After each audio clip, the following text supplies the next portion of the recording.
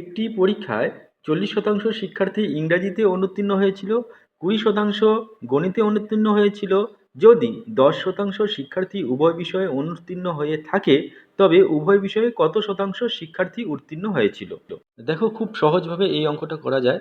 প্রথমে আমাদের লিখতে হবে যে ইংরেজিতে প্লাস গণিতে মোট অনুত্তীর্ণ হয়েছিল কত পার্সেন্ট, সেটা বের করতে হবে। তাই আমরা লিখব ইংরেজিতে যোগ গণিতে মোট অনুত্তীর্ণ 40% যোগ 20% সমান সমান 60%। এবার যেহেতু বলেছে ইংরেজি ও গণিত এই উভয় বিষয়ে মোট 10% শিক্ষার্থী অনুত্তীর্ণ হয়েছে, তাহলে আমরা মোট অনুত্তীর্ণ শিক্ষার্থী হয়েছে বের করতে গেলে আমরা 60%-র সঙ্গে 10% বিয়োগ করব। সুতরাং লেখা যায় যে মোট অনুত্তীর্ণ হয়েছে 60% বিয়োগ 10% সমান সমান 50%।